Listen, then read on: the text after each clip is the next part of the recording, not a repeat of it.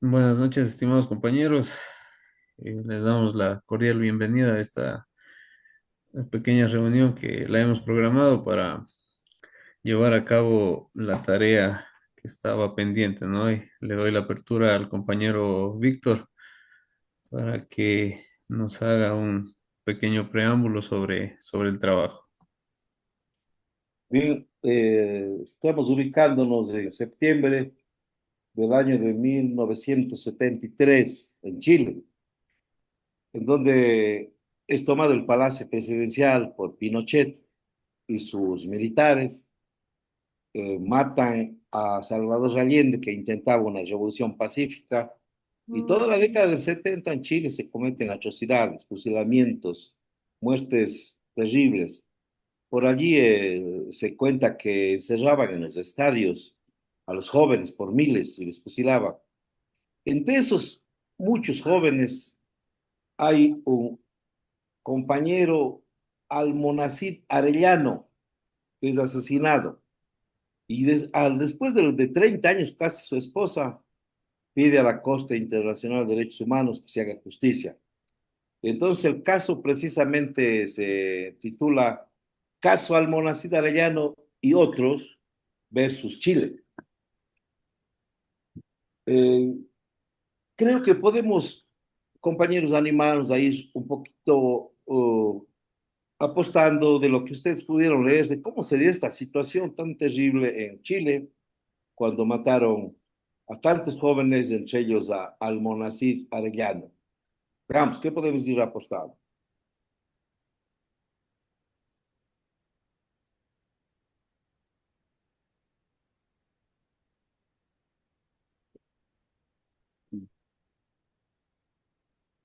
Carlitos, no se le escucha, parece que el micrófono no está bien o no ha Perdón, aprendido. perdón, compañero. Sí, Diga. eso les estaba manifestando que en la sentencia que se la ha venido estudiando, pues nos manifiesta lo mismo lo que usted dice, compañero Víctor, en algunas cosas, digamos, que piden los familiares, existen algunas pretensiones, ¿no? Y son presentadas por la comisión, el representante y la que considera el Estado. En, bueno, prácticamente en la pretensión de la comisión, en el alegato de la comisión, nos dice que hay efectos de reparar las violaciones cometidas, realizar una investigación completa, imparcial y efectiva de los hechos, suspender en forma definitiva y en todas las instancias los efectos del decreto que se ha emitido en ese tiempo y garantizar a las víctimas al no ser sustraídas de la protección judicial y del ejercicio del derecho. Bueno, en sí, lo que nos manifiesta también es el, el- el sentir de su señora esposa, del señor Almonacid. Lo que sí se escucha es de que han tenido indemnizaciones económicas desde hace algunos años atrás, pero lo que en sí busca los familiares, en sí la señora esposa, es justicia, de que paguen los culpables, porque también cuando ella presencia la muerte del señor Almonacid, ella se encontraba en un estado de gestación de 8 meses y por el motivo del asesinato del señor, le embarga una pena muy grande y en la cual hasta pierde a su feto. Y bueno, lo que también solicita el representante son los intereses, bueno, no intereses en sí económicos de los familiares, sino que, como vuelvo y repito, lo que radica en ellos es la justicia y el castigo para quienes cometieron atroz hecho, se podría decir. Aquí en el acápite séptimo, que nos habla de los hechos probados, cabalmente nos cuenta lo que acaba de decir usted, Carlitos, de que fue asesinado un poco así a traición, ¿no? Porque parece que él no estaba viviendo con su esposa. Pero él llega en octubre del 73 a visitar después de 2 días y es tomado preso y en el camino, creo que a media cuadra ya le disparan y le matan. Instantáneamente muere el hombre. Y claro, ¿qué es lo que preocupa en esta situación, como acaba de decir usted? La justicia, lo que se pide justicia y en Chile siguen pidiendo justicia para toda esa gente que murió en manos de los militares, ¿no? Bueno, hay otra parte importante, interesante, no sé cuál de los compañeros nos quiere ayudar. Hay una serie de normas, una serie de leyes que se mencionan en el caso, que se maneja, por tanto, por la corte constitucional y también por la justicia ordinaria. No sé si Miguel se anima un poquito a comentar algo que habrá leído. Eh, bueno, sí, pues, para realizar un análisis riguroso del caso de Monasí de Arellano versus Chile, resulta fundamental identificar con precisión los hechos que poseen trascendencia jurídica, es decir, aquellos elementos fácticos que no solo ocurrieron en la realidad histórica, sino que adquieren significación dentro del marco del derecho internacional de los derechos humanos, en especial frente a la Convención Americana sobre los Derechos Humanos. En ese sentido, el primer hecho jurídicamente relevante es el homicidio extrajudicial del señor Luis Alfredo Almonacid Arellano, ocurrido el 17 de septiembre de 1973, con el contexto de la instauración de la dictadura militar chilena en ese tiempo. Este crimen fue cometido por agentes del Estado, concretamente miembros de Carabineros de Chile, quienes detuvieron de manera arbitraria al señor Almonacid sin que existiera proceso judicial alguno. En segundo lugar, jurídicamente relevante es la aplicación del decreto, la ley número 2191 de amnistía, dictado en 1978. Esa norma promulgada por el régimen militar impidió judicializar o sancionar penalmente a los responsables de violaciones de derechos humanos cometidos entre 1973 y 1978.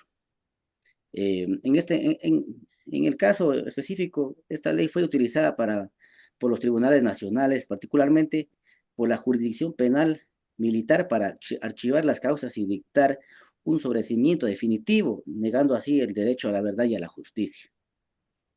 Es uno de Sí, los yo creo dos. que, Miguelito, la ley que usted menciona es la ley clave, porque es un decreto, ¿no? Es una ley Sí, decreto es un decreto, es un para decreto. salvar a todos esos militares asesinos. Exactamente, así mismo. Eso es justo para darles la famosa amnistía de la que se hablaba en aquel momento y que ya cuando terminemos nuestra conversación, hemos de hacer un balance de esa famosa amnistía, porque en el voto razonado que hace uno de los jueces de la Corte Interamericana de Derechos Humanos, él directamente dice, no, no, eso no puede ser, ¿no? Yo les hablo un ratito, un poquito en lo que me llamó la atención. Ven ustedes, a pesar de todos los esfuerzos de los militares por salvar a la gente que mató a estos militares asesinos, las pruebas eran fehacientes. Las pruebas están en esta sentencia, por una parte como pruebas documentales y por otra pruebas de carácter testimonial y pericial. Les menciono brevemente así, por ejemplo, aquí hay una declaración del señor Cristian Correa Montt, que es cabalmente el testigo propuesto por propio Estado. Son varios, ¿no? Más adelante nos hacen conocer el dictamen del señor Cristian Maturana, un perito que es medio sospechoso el informe de él, porque a él le hacen que entregue sus informes, pero que firme, ¿no? Que le hacen ahí que firme su responsabilidad. Pero hay varios testimonios más e informes de peritos, como por ejemplo, Monseñor Raúl Ignacio Nogueira. Hay un poco el desbalance porque parece que son la mayoría de testigos y de peritos puestos por el propio Estado. Hay otro perito, Pierre Matus Acuña. Hay uno más que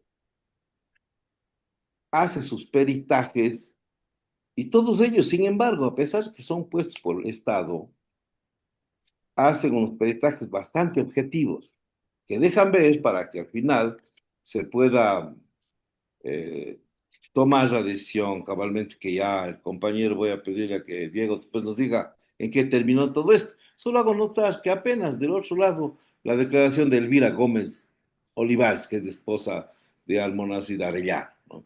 Es un poco desbalanceado porque la mayoría son peritos y son testigos del Estado, pero aún así se puede percibir y percibe cabalmente la Corte Interamericana de Derechos Humanos que realmente ahí hubo vulneración de derechos.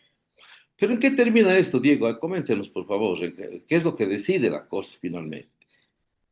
Claro, bueno, entendiendo en este caso que tenemos que partir de los hechos debidamente acreditados, como son la ejecución extrajudicial, como decíamos, del señor Luis Almodóvar Arellano, la falta de investigación penal que hubo efectiva y sobre todo la aplicación del decreto de la ley 2.191, además del uso indebido de la jurisdicción militar y la ausencia de un recurso de judicial efectivo.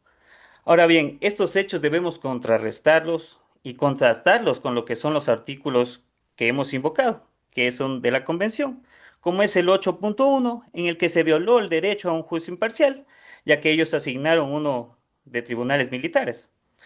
Otro, el artículo 25, donde se infringió el derecho al recurso judicial efectivo, tanto en el sistema judicial chileno como es en el ámbitos internacionales. Además, el artículo 2, en el Estado chileno incurrió en una omisión al no derogar o declarar la inconstitucionalidad de la ley de amnistía. Y el artículo 1.1, que se incumplió el deber de general de garantizar y respetar los derechos reconocidos como instrumento. Entonces, ¿qué se pidió? Son tres claras pretensiones. Declarar la responsabilidad internacional del Estado de Chile, ordenar la inaplicabilidad del derecho de amnistía número 2.109 y disponer de las reparaciones integrales, la indemnización a la familia, la investigación y sanción penal y las medidas simbólicas de memoria y de verdad. En eso es lo que concluyó, mis estimados compañeros. No sé, compañeros, ya para ir cerrando este conversatorio, hemos dado una visión rapidita de este caso tan emblemático. Yo quisiera leerles un pequeño fragmento del voto razonado de uno de los jueces de mayor trascendencia en aquella época, de un brasileño, de Cansado Trinidad, en donde él toma 3 puntos y todos ustedes tienen que ver con el desconocimiento de esta famosa decreto ley 2191, en donde él critica, él cuestiona esta de la autoamnistía. Él basa su razonamiento en 3 puntos. Primero, dice él categóricamente la falta de validez jurídica de las autoamnistías. Las autoamnistías y la obstrucción y degeneración de la justicia. Y por último, la conceptualización de los crímenes contra la humanidad. Y cuando habla del primer punto, creo que podríamos resumir en un pequeño párrafo que voy a leer para ir cerrando esta conversación. Dice él, son inadmisibles, tomando cabalmente de otro caso emblemático que el profesor ya nos había mencionado, de los barrios altos referentes al Perú. Son inadmisibles las disposiciones de amnistía. Las disposiciones de prescripción y el establecimiento de excluyentes de responsabilidad que pretendan impedir la investigación y la sanción de los responsables de las violaciones graves de los derechos humanos. Así, compañeros, quisiéramos ir cerrando con alguna opinión final de ustedes o algo más que podamos acotar a este estudio de caso, a este acercamiento que hemos hecho a esta sentencia emblemática que, como nos decía el profesor, dio el punto de partida para el desarrollo del control de la convencionalidad. Tienen la palabra, compañero.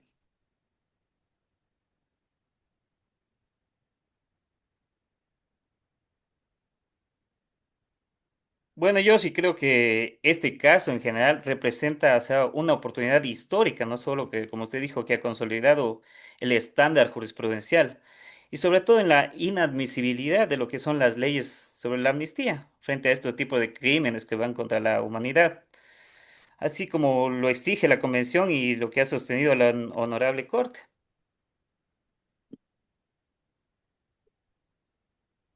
Carlitos, ¿alguna cosita más, Miguel? No, finalmente creo que debemos resaltar también que en esa parte creo que no hablamos que los familiares del señor Amnasí no recibieron una reparación integral y efectiva, pues. Las medidas otorgadas por el Estado fueron parciales e insuficientes, sin atender plenamente a los principios de verdad, justicia, reparación y garantía de no repetición que exige el derecho internacional. Eso es lo que quería acotar un poquito más en el tema. Bueno, mientras Carlitos se anima, yo voy a poner también una última cancioncita de otro personaje de aquella época de Chile que también fue, imagínense, torturado y roto sus manitos porque él cantó mucho contra el imperialismo. Deben haber oído ustedes de Víctor Jara. Él Ya. tiene una canción que se llama El derecho de vivir en paz. Va a sonar un poquito quizá para que podamos ir cerrando este, este conversatorio nuestro. Por aquí estoy buscándola hasta que Carlitos se me Sí, anime. sí, sí, compañero, sí, como lo han manifestado, Ya es una se sentencia me emblemática perdió. Vamos a tener que que ha cerrar cambiado nuestro, a con el muchos pueblo países. unido, amigo. Y como lo manifestaba el compañero Miguel, parece que decía que no había indemnizaciones económicas. Sí, bueno, sí, sí hubo, tenía la señora una indemnización desde el año 1992 que la indemnizaron con más o menos creo que 56.000 pesos chilenos. Igual los hijos creo que les dieron como 10 millones en el año 2005. Pero bueno, en sí la señora manifestaba de que, bueno, que por el lado económico ella no hacía problema, no tenía inconveniente, que estaba conforme con todo eso. Lo que ella más anhelaba era, como vuelvo y repito, era la justicia y que se castigue a los culpables. Entonces, eso, pues compañeros, para acotar un poquito más y, y agradecerles también por por la reunión. Bueno, podemos irnos retirando mientras suena esta cancioncita, El derecho de vivir en paz, de este chileno famoso que les hablaba Víctor Jara, que también fue uno de los sacrificados en aquella época de Pinochet.